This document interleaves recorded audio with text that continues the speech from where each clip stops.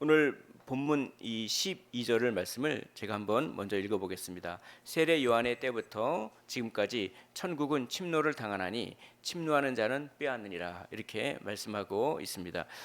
이 12절을 해석하는 세 가지의 해석이 있습니다. 근데 세 가지 얘기하면 너무 많죠. 그래서 그거를 또 크게 분류하면 이 12절을 두 가지로 해석할 수가 있습니다.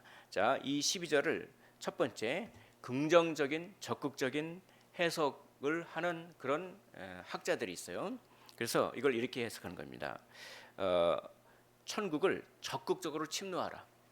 적극적으로 천국을 받아들여라. 이렇게 해석하는 사람들이 있습니다. 그런 해석들이 있죠. 그러니까 천국은 침노를 당한다. 침노하는 자는 빼앗느니라. 공격적이고 적극적으로 복음의 말씀을 받아들이고 그리고 아주 적극적인 자세로 그 천국을 받아들여라. 이렇게 해석할 수 있습니다. 이런 해석을 하면 12절을 이렇게 해석한다면 이 16절과 17절 그렇죠? 16절과 17절을 이런 식으로 해석할 수 있어요. 왜 반응하지 않느냐? 천국을 적극적으로 받아들여야 되는데 왜 반응하지 않느냐? 반응해라. 이렇게 이거를 해석할 수 있습니다. 즉 뭐냐면 아니 우리가 너희를 향하여 피리를 불어도 아무 반응도 없고 우리가 춤추지도 않고 우리가 막 슬피 울어도 아무 반응도 없고 무관심하고 가슴을 치지 않는구나. 제발 좀 복음에 반응 좀 해라 라고 이렇게 해석할 수가 있습니다. 이게 첫 번째 해석입니다. 적극적인 해석. 적극적으로 천국을 침노하듯이 공격적인 태도로 복음을 받아들이고 마음의 문을 열어라. 무관심과 무반응하지 말아라. 이렇게 해석할 수가 있는 거죠. 정말 이 무엇이 중요한지 모르고 먹고 마시고 시집가고 장가가는 게 중요하고 이 세상에 연연하고 그게 아니라 진짜 중요한 것은 저 하늘에 있는데 이 세상의 것에 연연하다 보니까 저 하늘의 것이 중요한지도 모르고 무관심과 무반응 마음 문을 열고 제발 복음이 선포될 때 춤도 추고 좀 그렇게 반응해라. 이렇게 해석할 수 있는 게 첫 번째 해석입니다. 자, 그럼 12절을 이렇게도 할 수 있어요.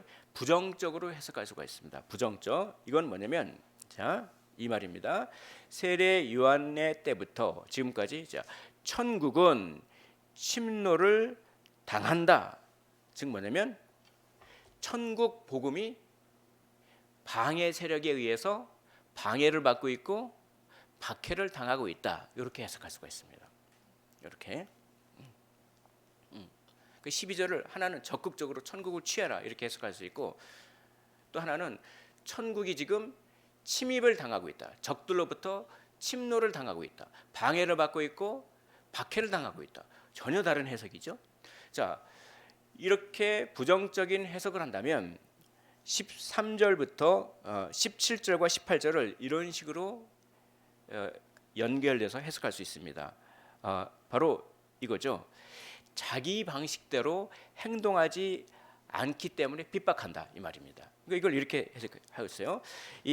그 시장에 가면 이 당시에 시장에 가면은 부모들이 장을 보잖아요. 장을 볼 때 애들이 따라다니까 애들이 귀찮으니까 야 너희들은 너희들끼리 놀아. 우리도 보통 어렸을 때 그랬잖아요. 부모님이 엄마가 시장 가면 시장 볼 때 애들은 너희들끼리 놀아. 그래서 애들이 막 놀아가지고 막 놀이를 하는 거야. 놀이를 하는데 두 가지 놀이를 한다고 합니다. 하나는 어떤 놀이를 하냐면은 막 잔치를 막 하는 놀이. 그래서 막 피리를 불고 막 춤추는 놀이. 이게 뭐 결혼식 놀이라든지 잔치 놀이를 막 하는 거예요. 그렇게 하면서 막 피리를 불고 서로 춤추면서 놀고 막 그래요. 또 한 가지는 장례식 놀이를 그런 놀이를 한다고 해. 장례식 놀이를 막 장례식 놀이를 하는데 되게 웃기죠. 그 학자들이 이렇게 고대 사회 그런 놀이가 막 울면서 막 근데 이런 거예요. 근데 이제 야 우리가 이제 그 결혼식 놀이를 하자. 그러면 다 따라줘야 되잖아요. 근데 안 따라주는 거야.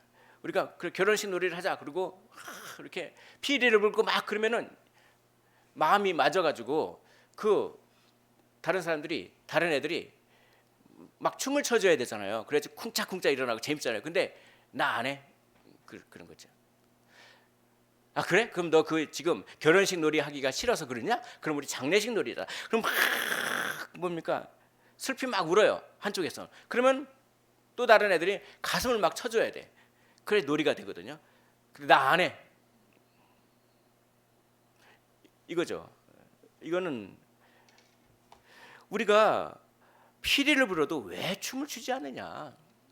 우리가 슬피 울어도 왜 가슴을 치지 않느냐? 이게 하나의 그런 자기 방식대로 내가 원하는 것을 왜 맞춰주지 않느냐라고 해석할 수 있는 겁니다. 내가 이걸 원하는데 너는 왜 나에 맞춰주지 않느냐?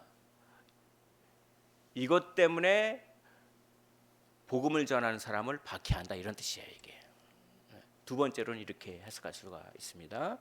이것도 다친 마음이죠. 무반응, 세상의 재미에 쏙 빠져가지고 복음에 무반응하고 무관심하는 것도 다친 마음이요. 그리고 그거랑 약간 다른 종류지만 왜 내 뜻을 안 들어줘? 내가 피리를 부으면 너는 춤을 춰야지. 내가 곡을 하고 있으면 너는 가슴을 쳐줘야지. 내가 이렇게 생각하면 너는 이렇게 반응을 해줘야지. 왜 내 방식대로 안 따라줘? 라고 하는 것도 다친 마음이에요. 마음이 열려져야 돼요. 그리고 이 다친 마음을 가진 사람들 때문에 복음이 박해를 받는다라고 하는 것이죠. 자, 이 두 번째 해석을 취하면 18절과 19절을 이렇게 해석할 수가 있습니다. 18절과 19절을 자 요한이 와서 세례 요한을 말하는 거죠. 세례 요한이 와서 먹지도 않고 마시지도 아니하매 그들이 말하기를 귀신이 들렸다 이렇게 얘기하는 거죠. 또 인자 19절 인자는 예수님을 말합니다. 예수님 인자가 와서 또 이번에는 먹고 마심에 말하기를 보라 먹기를 탐하고 포도주를 즐기는 사람이요 세리와 죄인의 친구로다 이렇게. 그러니까 세례 요한이 와서는 금욕적인 삶을 살았거든요. 금욕적인 삶을 살았는데 그게 바리새인들이 보기에는 자기는 그 방식을 따를 수가 없었어. 바리새인은 돈을 참 좋아했거든요. 그래서 누가복음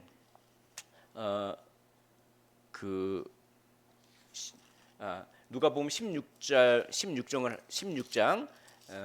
13절 14절을 한번 보시면은 이렇게 돼 있습니다.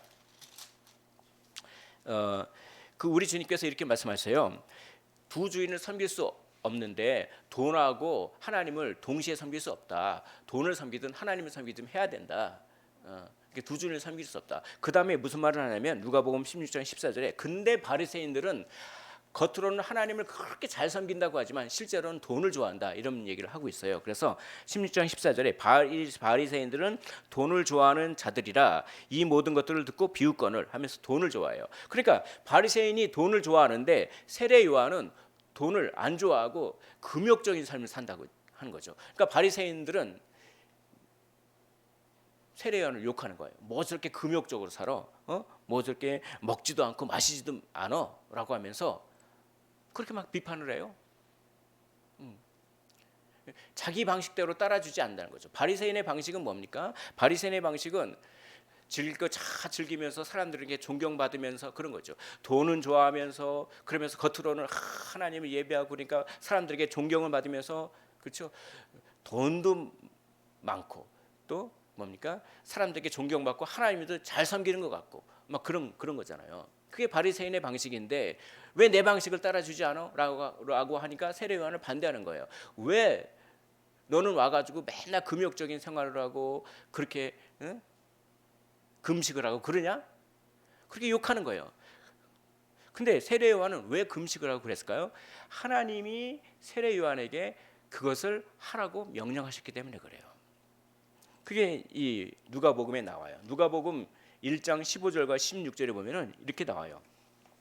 세례 요한에 대해서 그 세례 요한의 출생을 예언하는 장면이 나오는데 누가복음 1장 15절에 이는 그가 주 앞에서 큰 자가 되며 여기서 말하는 그는 세례 요한이에요. 세례 요한이 주 앞에서 큰 자가 되며 자 포도주나 독한 술을 마시지 아니하며 모태로부터 성령의 충만함을 받아 이스라엘 자손 곧 그들의 하나님께로 많이 돌아오게 하겠습니다. 그 사명이죠. 그러니까 뭐냐면 예수님을 예비하는 사명을 감당하기 위해서 금욕적인 삶을 사는 것이 바로 세례 요한의 삶이었어요. 그러니까 세례 요한은 자신에게 주어진 사명을 그대로 순종했을 뿐이에요. 근데 너 왜 금욕적인 생활을 안 해? 왜 내 방식에 안 맞춰져? 그러니까 세례 요한 보고 막 비판하는 거예요. 귀신이 들렸어 저거. 귀신이 들려가지고 저렇게 금식도 하고 그냥 그러는 거야. 그렇게 막 비판해요. 자기 방식에 안 맞는다고. 그럼 반대로 예수님은 와서 막 먹고 마시는 거거든요. 그러면 예수님은 먹고 마시니까 예수님은 먹고 마시니까 좋다 이렇게 칭찬해야 되잖아요. 근데 예수님한테는 야 왜 이렇게 먹고 마시냐? 포도주를 탐하는구나. 그리고 세리와 그 죄인들의 친구구나. 예수님도 또 비웃는 거예요. 왜 예수님을 비웃고 비판했을까요?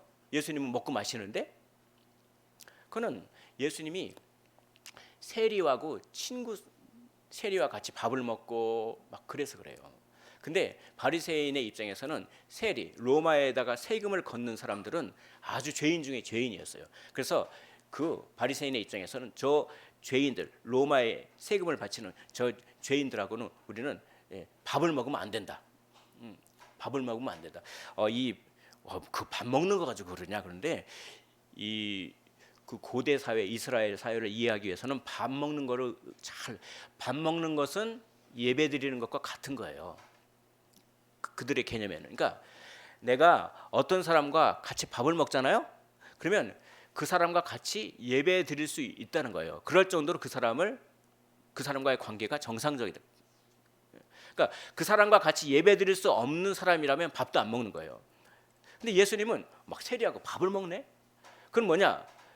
밥 먹는 게 중요한 것이 아니라 이거예요.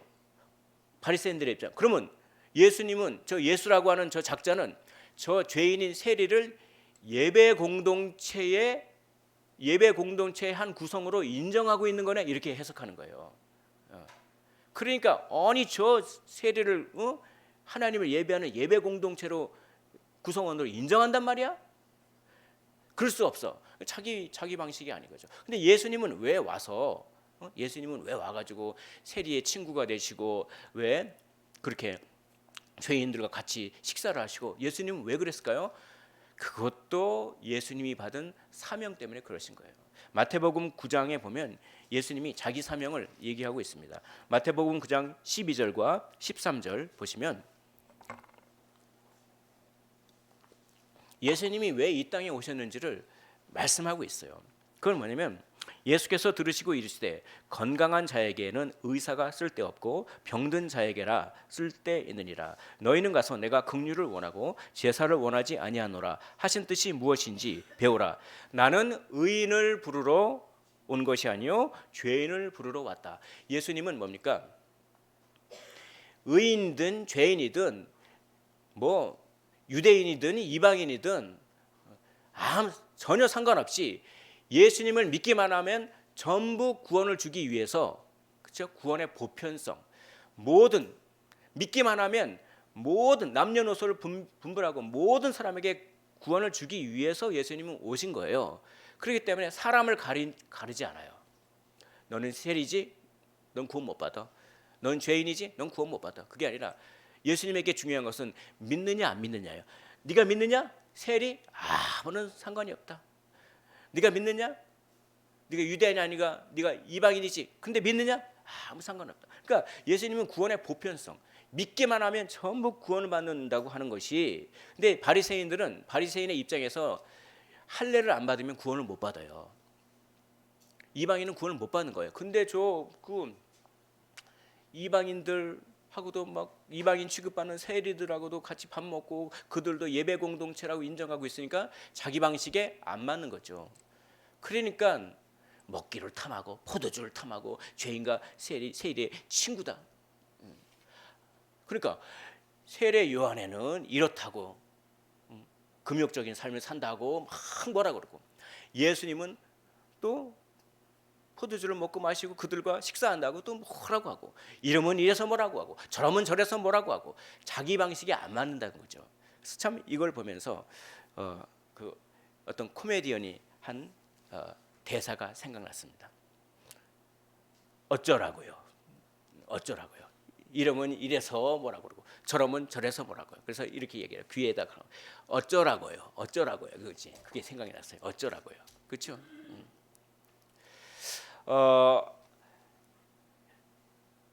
참 우리가 마음이 참 닫혀 있죠. 왜 이렇게 마음이 닫혀 있을까요? 참 그 프랑스의 철학자 파스칼은 이런 얘기를 합니다. 나는 인간을 관찰하면 관찰할수록 내가 기르는 개를 더욱 사랑하게 되었다. 그렇죠? 개는 배신을 안 하는데 인간을 관찰하면 관찰할수록 배신하고 막, 그렇죠, 못됐다 이거죠. 차라리 개는 충성하는데. 왜 이렇게 마음이 닫혀 있을까요? 참 저의 모습을 보는 것 같습니다. 저는 이 말씀을 준비하면서 내가 이해하기보다는 나를 이해받기를 더 많이 원하는구나. 다 나에게 맞춰야 돼. 이것도 나에게 이것도 나에게 맞춰야 돼. 그러니까 뭐 바리새인이지 뭐. 저는 세례 요한도 나에게 맞춰야 되고, 내 방식에 맞춰야 되고, 그 예수라고 한 작자도 내 방식에 맞춰야 되고. 왜 저는 그렇게 마음이 닫혀 있을까? 이 독일 철학자 쇼펜하우어가 말했던 말이 떠올랐습니다. 사람은 자신이 가진 결핍만큼 타인을 괴롭힌다. 그렇죠. 내 안에 결핍이 있었구나. 내 안에 부족함이 있었구나. 그 부족함 때문에 내가 이해하기보다는 오히려 이해받기를 더 많이 원했구나. 내 안에 결핍, 그렇죠. 결핍이 있었구나. 그걸 인정하고. 근데 결핍을 누가 채워주나요? 사람은 한계가 있어요. 사람은 사랑의 대상이지 신뢰의 대상이 아닙니다. 사람 그냥 믿어주고 기다려주고 참아주는 거지, 사랑해주는 거지. 그 사람에 대해서 뭘 기대하고 그러면 실망만 오잖아요. 배신감이 들잖아요. 걔를 더욱 사랑하게 되잖아요. 사람을 관찰하면 관찰할수록. 그 결핍을 누구에게 채우냐? 하나님만이 결핍을 채우신다는 거죠. 그래서 우리 주님께서 맨 처음 하신 기적이 있어요. 그게 뭡니까? 물을 포도주로 바꾸는 거예요. 그러니까 결혼 잔치가 있는데 물이 떨어져 버렸어요. 포도주가 떨어져 버렸어요. 그건 인간의 결핍을 상징합니다. 그러니까 잔치 기분이 완전히 잔치가 막 잡쳤어. 그냥 기분 잡쳤어. 포도주가 떨어져 버렸어. 그런데 하나님께서, 예수님께서 뭡니까? 잔치의 기쁨을 갖다가 그냥 회복시켜 주는 거예요. 물을 갖다가 포도주로 싹 바뀌니까 품질이 더 좋은 포도주, 엄청나게 풍성한. 그러니까 이건 뭐를 의미하냐? 왜 예수님은 물을 포도주로 변하는 그 기적을 제일 먼저 베푸셨느냐? 가장 중요하다는 거죠. 어떻게 보면 그거는 인간의 결핍을 예수님은 채워주신다, 해결하신다. 그렇죠? 우리 안에 결핍이, 우리 안에 상처가 아물면 아물수록 타인을 더 잘 이해하고 타인을 더 사랑할 수 있습니다. 우리 안의 결핍은 예수 그리스도의 십자가, 내 죄가 완전히 용서됐고 무한하신 우주의 주인이시고 우주를 창조하신 분이 나를 그렇게 사랑하시는구나. 내가 어마어마하게 사랑받는 존재구나. 당신은 사랑받기 위해 태어난 사람. 그렇죠? 한번 따라해 볼까요? 나는 사랑받은 존재다. 나는 지금 사랑받고 있다. 나는 앞으로 계속 사랑받을 것이다. 믿으십니까? 이걸 기억하십시오. 온 우주의 주인이신 그분이 나를 사랑하시니 인간의 인정과 인간의 칭찬은 부수적인 것일 뿐입니다. 그것이 나의 결핍을 채워줄 때 나는 마음이 활짝 열리고 이해받기보다는 이해하는 사람이 되는 것이죠. 참, 오늘 마태복음 11장 12절부터 19절에 여러 가지 해석이 있었는데 그 해석을 종합하면 이렇게 해석할 수가 있습니다. 천국은 침노당하고 있다. 그럼에도 불구하고 실망하지 않고 오히려 더욱 적극적으로 천국을 침노하라. 그러기 위하여 무엇을 열어라? 마음을 열어라. 그래서 오늘 이 설교의 가장 핵심은 마음을 열어라. 그렇죠? 마음이 닫힌 자는 천국을 박해할 수밖에 없습니다. 타인을 괴롭힐 수밖에 없습니다. 마음이 열린 자는 천국을 경험할 수밖에 없습니다. 타인을 사랑할 수밖에 없습니다. 그래서 우리 주님도 마음이 열리기를 그렇게 강조하시는 거예요. 계시록 3장 20절, 그렇죠? 보면 우리가 잘 아는 말씀 아닙니까? 보라, 내가 문 밖에 서서 두드리노니. 우리 마음의 문을 두드리시는 거죠. 누구든지 내 음성을 듣고 문을 열면 내가 그에게로 들어가 그와 더불어 먹고 그는 나와 더불어 먹으리라. 라오디게아 교인, 뜨뜻미지근한 신앙의 열정도 없고 이거 믿는지 마는지, 믿는 것도 아니고 믿지 않는 것도 아니고, 첫사랑을 회복하고 구원의 감격을 회복하고 마음을 활짝 열어라. 그렇죠? 그렇게 마음 여는 것을 우리 주님은 참 기뻐하시고 우리 주님은 참 강조하고 계시는 것이죠. 근데 우리 안에 마음을 못 열게 하는 압력이 있어요. 우리 안에 있는 압력을 빼시기를 원합니다. 문을 열려고 하는데 문을 못 열게, 우리 마음의 문을 활짝 열어야 되는데 누가 열려고 하는데 성령이 여시려고 하는데 막 밀어, 막 거부해. 압력이 있어, 압력. 제가 보니까요, 이 갑자기 홍수가 불어가지고 그 보통 때는 그러니까 인생이 순간이더라고요. 항상 주님 의지해야 돼요. 순간적으로 사고 나요. 그 갑자기 물이 부르는데 멀쩡하던 길이 갑자기 물이 부르니까 차가 막 잠기기 시작하는 거예요. 평소에는 문을 탁 열고 금방 나가잖아요. 차가 한 반 정도밖에 안 찼는데도 문을 못 열어. 수압 때문에. 그럼 어떻게 됩니까? 문을 못 열면 죽어요. 그러니까 문을 열면 살고 문을 못 열면 죽습니다. 그 영적인 것도 똑같아요. 우리 마음의 문을 열면 살고 우리 마음의 문을 닫히면 죽어요. 그렇지. 이 압력이 싹 풀어져야 돼요. 우리 마음속에 압력이 있어요. 거부하는 압력이 있어요. 왜 그런 게 있잖아요. 내가 그걸 하고 싶다. 그러면 그걸 해요. 근데 똑같은 일을 남이 하라고 하면 왠지 하기 싫어. 그게 그 아우구스티누스가 말하는 죄성이에요. 삐딱함. 우리에게는 삐딱함이 있다. 똑같은 일을 내가 하면 재미있게, 근데 똑같은 일을 남이 하라고 하면 왠지 안 하고 싶어. 그 삐딱함이죠. 그게 선악과의 저주죠. 그게 압력이에요. 압력. 거부하려고 하는 압력. 그 압력이 인정해야 돼요. 인정하면 자유가 옵니다, 여러분.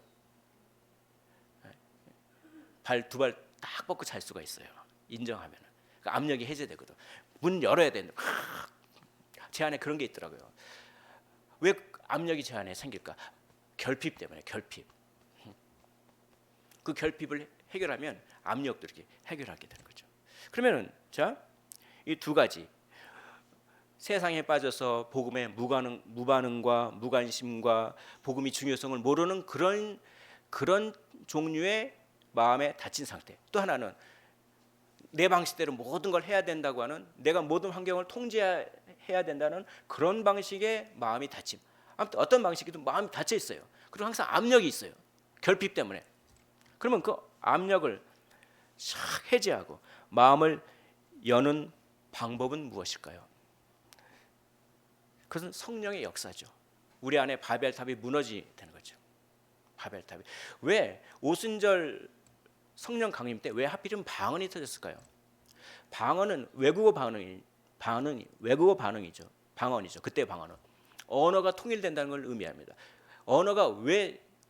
많은 나라가 언어가 왜 갈라졌을까요? 바벨탑 때문에 그렇잖아요. 그러니까 성령 강림 사건 때 방언이 터진다고 하는 것은 바벨탑의 저주를 성령께서 풀으셨다 이 말이에요. 바벨탑은 뭐냐면 인간이 하나님 된다고 하는 말이에요. 탑을 막 쌓아서 내가 하나님 된다는 얘기예요.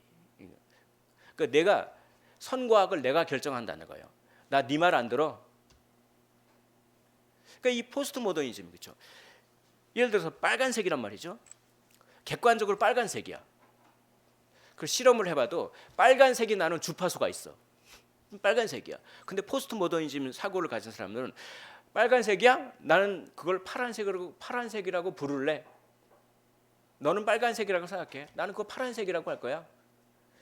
이게 요즘 세대예요. 이 포스트 모더니즘. 그러니까 객관적인 이 성경의 말씀 진리를 전부 이 상대주의적 같죠. 이게 이 마귀의 사상이죠. 이게 너무나 힘듭니다. 복음 들어가기에 너무나 힘들어요. 그거는 성경의 말일 뿐이야. 나는 이렇게 생각해. 이게 진리야. 그게 바벨탑이고 그게 선악과고 그게 닫혀 있는 마음이죠. 그걸 성령께서 여신 겁니다. 그래서 방언이 터진 거예요. 그러므로 성령을 충만하게 경험할 때 우리의 결핍이 내가 사랑받는다고 하는 생각이 강해지면서 우리의 결핍이 해결되어지고 우리 안에 거부하려고 하는 압력이 사르르 녹아지면서 마음이 열리는데 그럼 성령을 어떻게 충만하게 경험할까요? 성령을 충만하게 경험하기 위해서 어떤 도구를 우리에게 주셨습니다. 은혜의 수단을 주셨습니다. 그것이 말씀과 기도죠. 그래서 디모데전서 4장 3장 디모데전서 4장 5절에 보면은 하나님의 말씀과 기도로 거룩하여 지니라. 하나님의 말씀을 사용하고 기도를 사용할 때 거룩하게 하시는 영이 성령께서 역사하셔서 우리를 거룩하게 하시고 마음의 문을 여신다라고 하는 것입니다. 압력이 녹아진다라고 하신 것이죠. 또 디모데후서 3장 16절부터 17절에 보면은 그 하나님의 말씀의 능력이 나타나는 거예요. 하나님의 말씀은 그렇죠? 성령으로 감동을 받아서 된 것이기 때문에 교훈과 책망과 그렇죠? 바르게 함과 의로 교육하기에 참 합당하다. 그렇기 때문에 그 디모데후서 3장 17절에 보면 이는 우리에게 선한 일을 행할 무엇을 준다? 능력을 준다라고 하는 것이죠. 이 말씀 그렇죠? 또 무엇이 있습니까? 순종하는 것입니다. 그러니까 말씀과 기도와 순종 이게 우리가 생각이 바뀌면 행동이 바뀌죠. 생각이 행동에 영향을 줘요. 근데 성경은 반대의 원리도 얘기하고 있습니다. 생각은 그걸 탐탁지 않게 생각하더라도 그게 하나님의 말씀이니까 일단 행동부터 해. 일단 행동을 하면 나중에 생각이 바뀌는 원리도 성경은 얘기하고 있어요. 이게 중요합니다. 오늘날에는 내 생각이 안 바뀌면 나는 그 행동을 안 해. 근데 정말 자유를 느낄 수 있는 비결은 뭐냐? 일단 행동을 하면 어느새 생각이 바뀌어요. 그러니까 행동이 생각에 영향을 준다는 거죠. 이 원리를 놓치지 마셨으면 좋겠어요. 그러니까 말씀과 기도와 행동을 통해서 우리 마음이 뭡니까? 압력이 사라지는 거예요. 그래서 그 비결, 자 빌립보서 4장 7절 말씀을 한번 보겠습니다. 빌립보서 지난주에도 했죠. 빌립보서 4장 7절에 이렇게 됩니다. 4장 6절 7절에 아무것도 염려하지 말고 다만 모든 일에 기도와 간구로 너희 구할 것을 감사함으로 하나님께 아뢰라. 그리하면 모든 지각에 뛰어난 무엇이 하나님의 평강이 그리스도 예수 안에서 너희 마음과 생각을 지키시라. 우리가 기도하면은 하나님의 평강이 임합니다. 그리고 하나님의 평강이 우리의 무엇 생각에 영향을 줘요.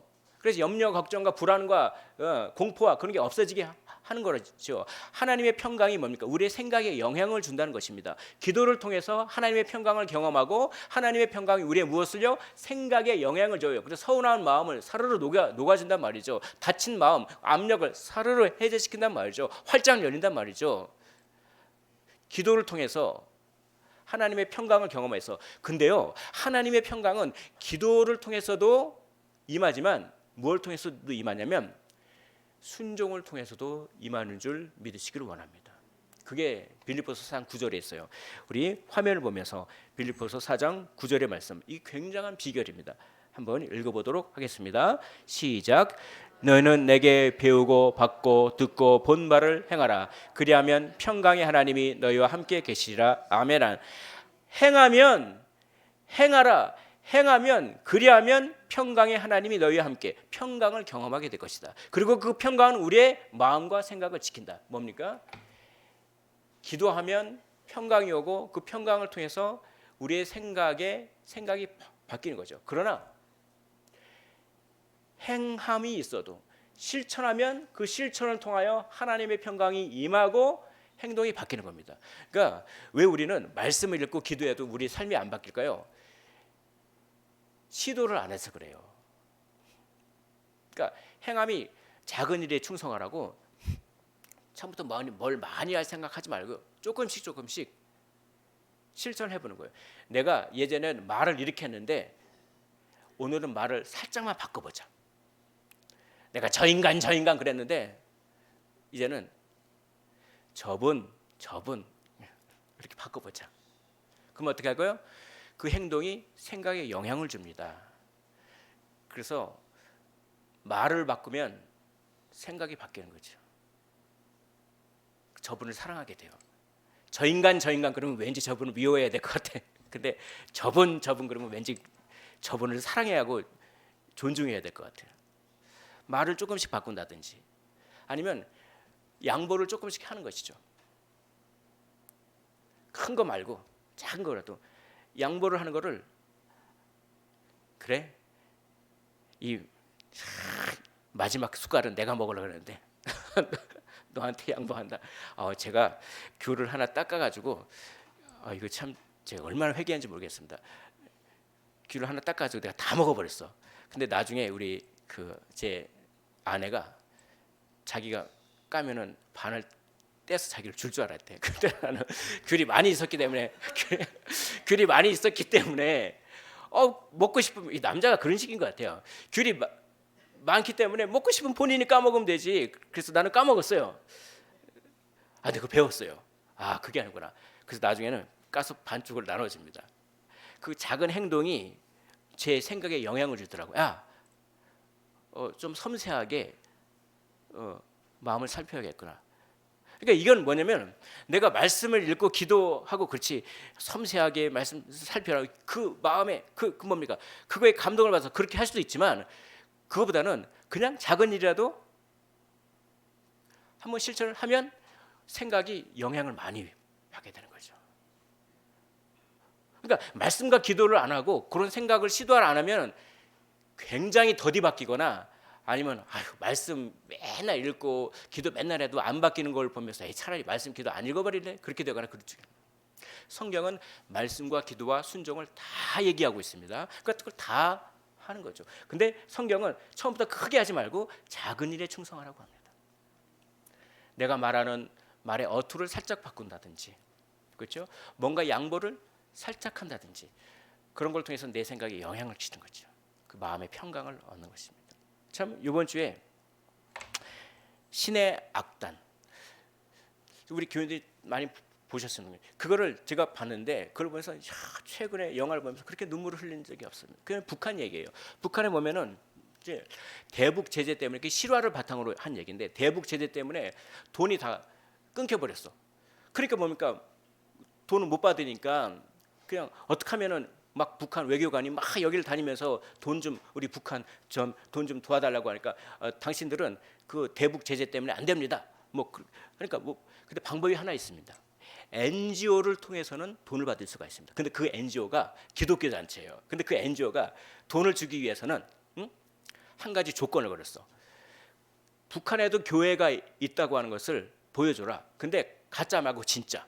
그래서 부흥회를 하는 걸 북한에 교회에서 사람들이 많이 모여서 부흥회를 하는 걸 보면 내가 돈을 주겠다. 그러니까 오케이.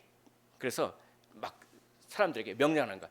자, 동무들 그러면서 이제 부흥회를 하고 이제부터는 김일성 수령을 찬양하는 것이 아니라 예수를 찬양하시오. 이게 당의 명령입니다. 예수를 찬양하는 게 당의 명령이죠. 돈을 받기 위해서. 그래서 막 가짜 교회 가짜 교회에다 가짜 신도를 막 모아가지고 그리고 악단을 구해서 악단을 남조선에서 그 부흥회하는 모습을 틀어주면서 막 손을 들고 주여 주여 막 그러고 막 찬양을 하고 그럴 뻔했어요. 이거 똑같이 하시오. 당의 명령입니다. 그렇게 하는 거예요. 아니 뭐 마음이 동하지도 않은 걸 그걸 제가 어떻게 합니까? 이게 뭐 예수쟁이 어쩌고 저쩌고. 당의 명령이요. 그러니까 당의 명령이니까 어떻게 해야 되죠.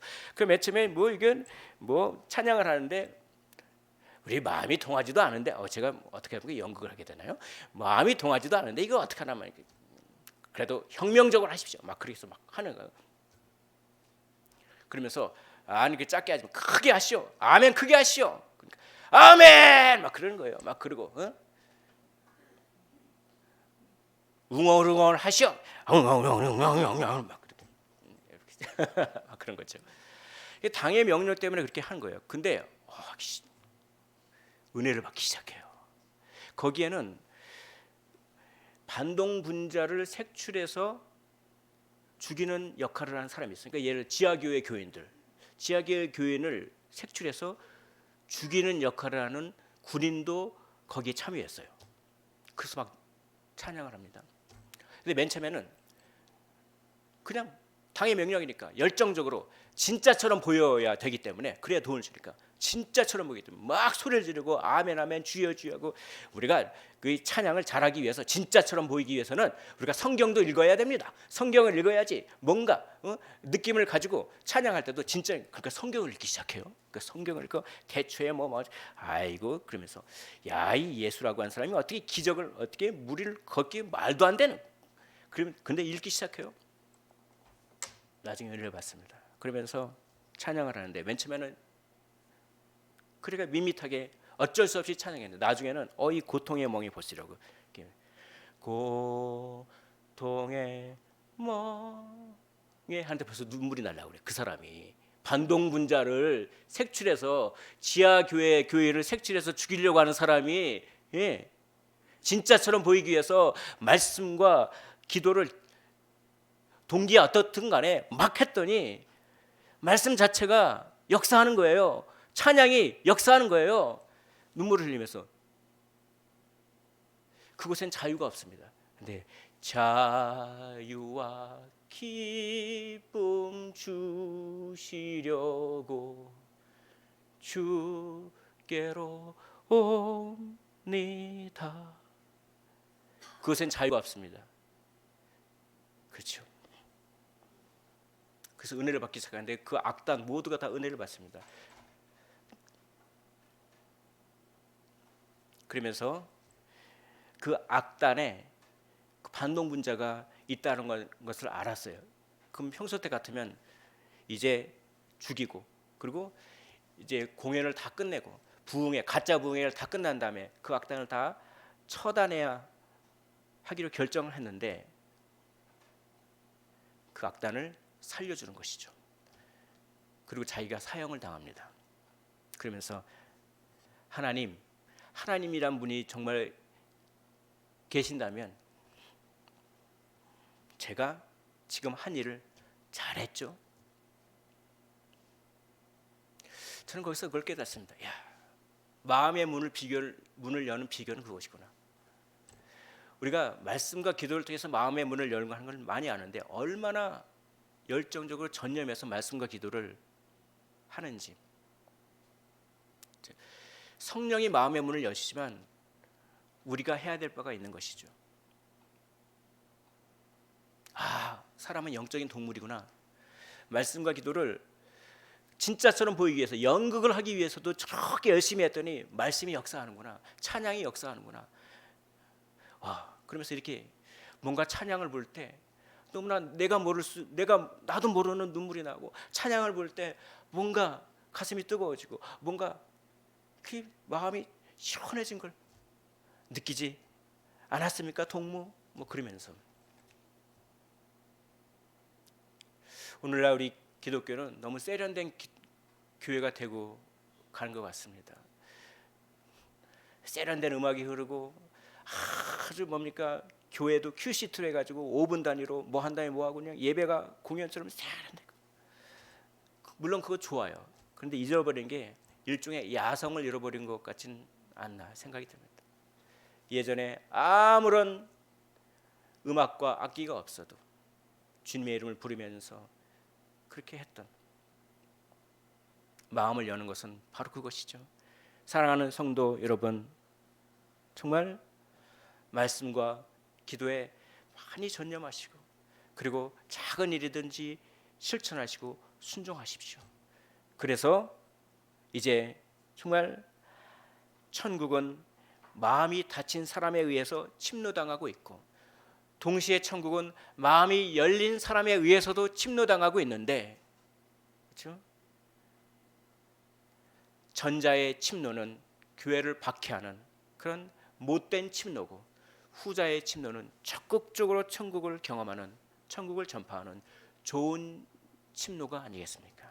여기 계신 모든 분들이 마음의 문을 활짝 열기 위하여 말씀과 기도와 순종의 삶을 사시고 그것을 통하여 나쁜 침노자가 아니라 좋은 침노자, 천국을 침노하는 자가 되시기를 주의 이름으로 축원을 드립니다.